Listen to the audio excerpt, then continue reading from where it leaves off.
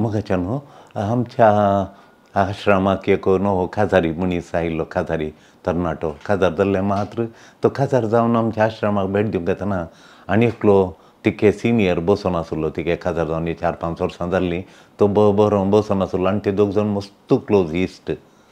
देखून हे भायर गांवांतल्यान आयिल्ले, तो एका गाल्फांत एका कंट्रीन काम करता आनी एकलो आनी एका देशांत.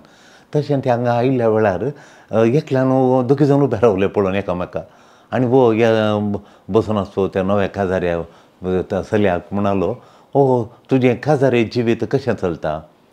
खाजारे जिवीत बरें चलता म्हणून कालें चलता तें विचारिनाका, कालें चलना तें म्हजें विचार म्हणालो.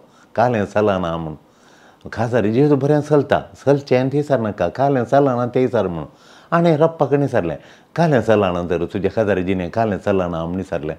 तो काडल्या उतराक म्हणालो, म्हजें उतार चलना म्हूण. पयलें म्हजें उतार चलतलें, कालें सांगलें जालतलें, आतां म्हजें उतारच चलना म्हूण, खाजारे जिणें म्हजें उतार चलना म्हूण. देखून म्हजी खुशी चलना म्हूण. आज जेजू म्हणटा, देवाची खुशी चल्ल्यार म्हज्या जिणेंत, देवाची खुशी चल्ल्यार आनी म्हजें जिवन सार्थक जाता. देवाची खुशी हांवें ती म्हज्या जिणेंत पडल्यार, देवाची खुशी ती चल्ल्यार म्हजें जिवन नंदन जाता म्हूण जेजू सांगता. देखून आज एक जेजूची खुशी करचें म्हळ्यार कितें गी म्हणून पळया मोगाच्यानो. जेजू म्हणटा, बापाची खुशी केल्ल्यांत, देवाची खुशी केल्ल्यांत आमचें जिवन सार्थक जाता. हें देवाचें मांडावळच तशी आसा म्हणून.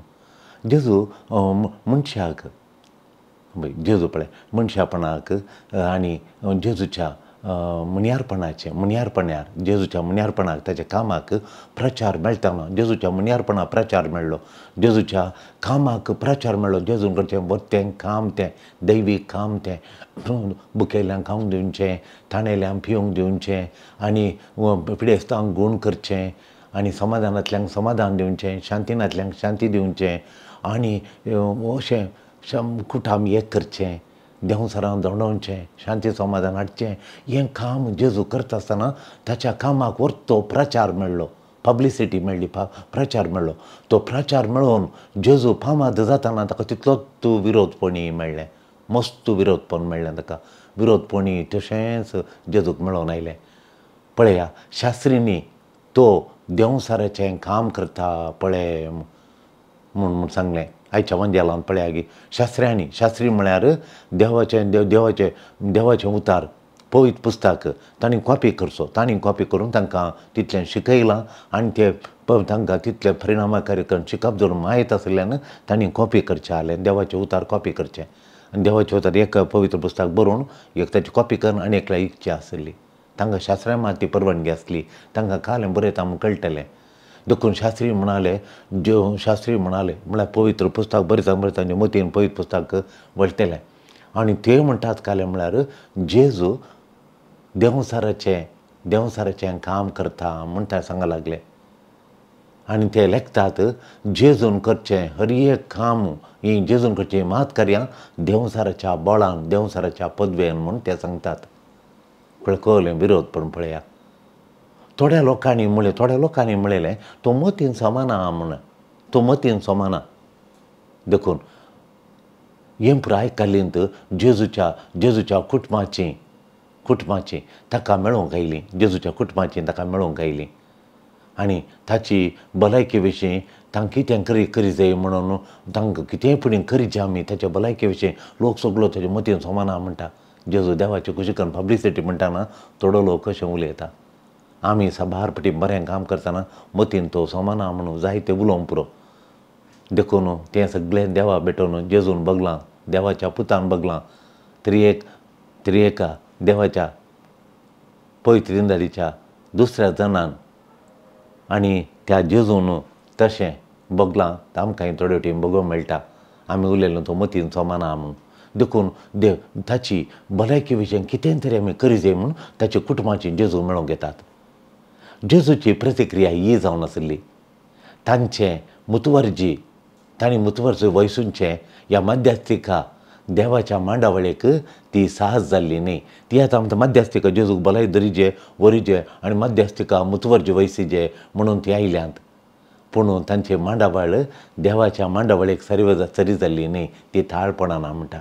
अशें तांचे मिसांव, ताचे मिसांव कामाक ती एक अडकळ जाता. तुमी अशें केल्यार म्हज्या मिसांव कामाक ती एक अडकळ जाता म्हूण जेजू सांगता.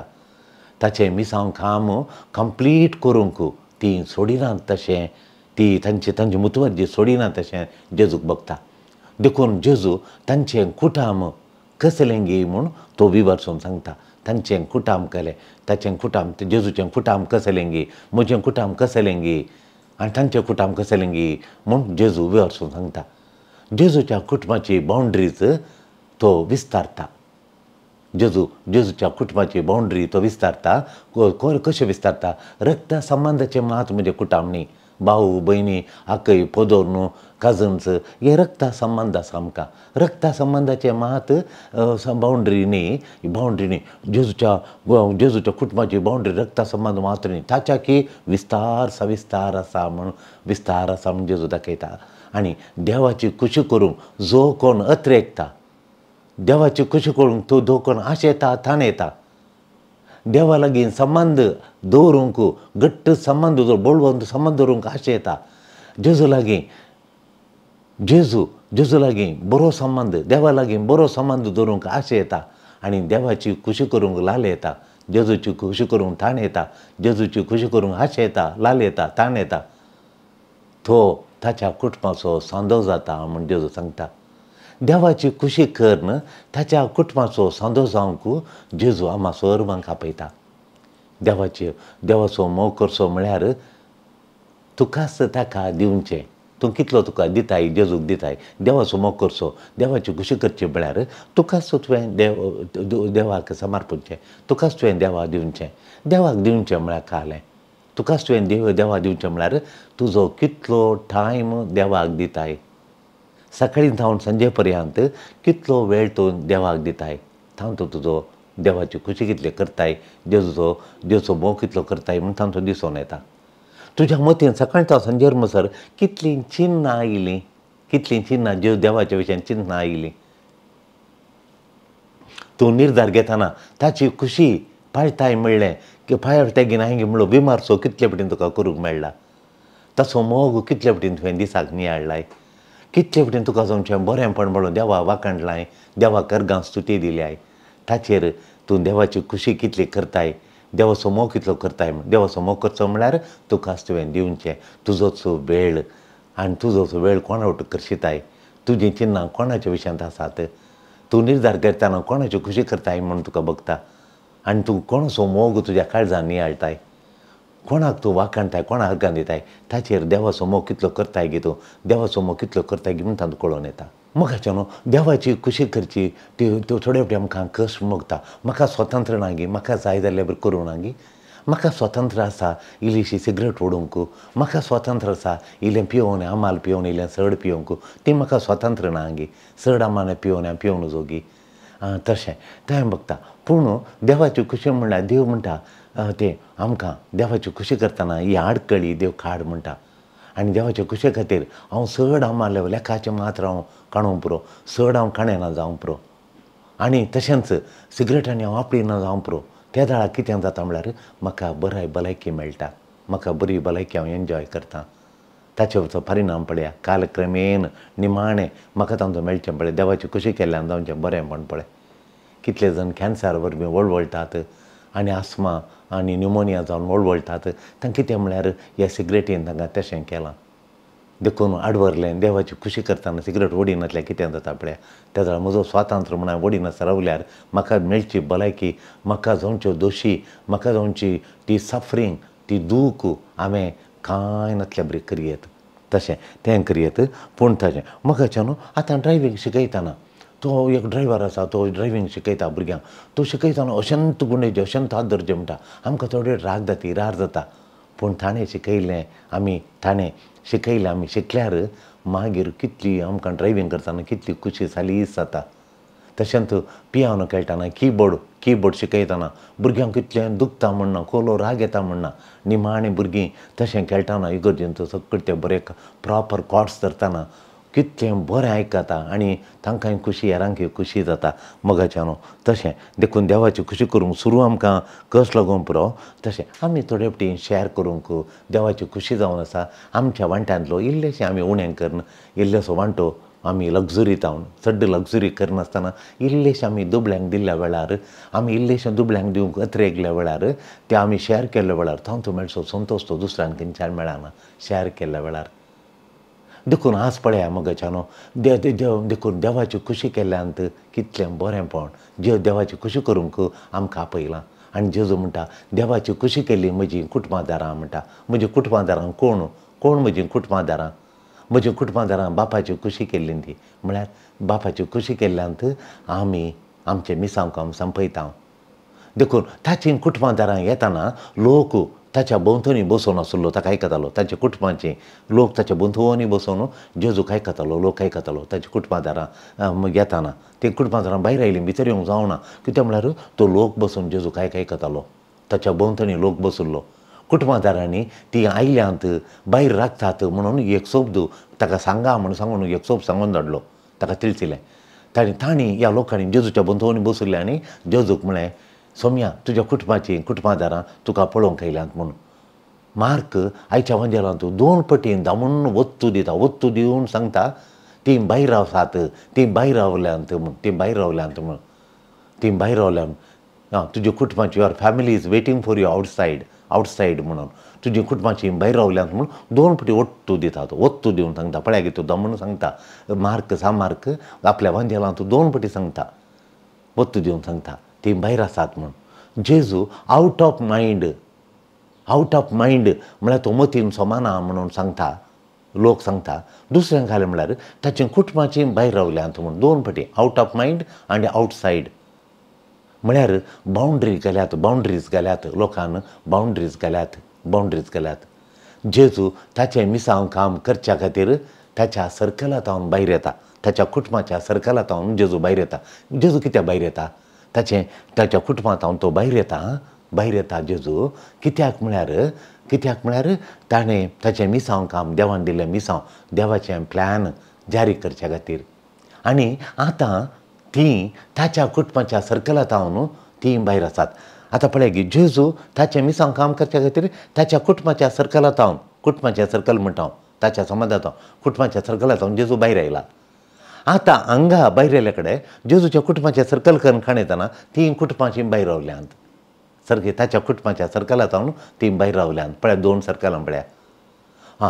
तो सामान्य ऑर्डिनरी तावन भायर आयला सामान्य विशय सामान्य कुटाम भाव भयणी रक्त अंकल आंटी म्हणून पोदोन मोदोन हे सामान्य आमचो संबंद हाचे तावन आणखी उसल्या संबंदाक जेजू भायर आयला ह्या सामान्य संबंदांत हांव भायर आयला ताच्या कुटुंबाची ताका परत कुटुंबाच्या सर्कला भितर फाटी हाडूंक तो कुटुंबाच्या सर्कलांत हांव देवाचें मिसांव काम करून भायर आयला जेजू भायर आयला त्या कुटुंबाच्या संबंदाक परतून ताका भितर घालच्या खातीर कुटुंबाच्या सर्कला भितर व्हरच्या खातीर ती हांगा आयल्यांत देखून जेजू तांकां मेळोवंक भायर वचना तांकां सांगता तो तुज्या आवय बापय भाव तुज्या आवय भाव भयणी भायर राखतात म्हणून जेजू तांकां सोडून कुडले भायर वचना जेजू ताच्या आवयक भाव भयणींक वळखना म्हणून न्हय जेजू ताच्या आवय बापाय वळखना म्हणून न्हय बागार तो सोड वळखता तांकां तो आवयचो भाव भयणीचो मोग करता आवयचो व्हरतो मोग करता तो पूण बागार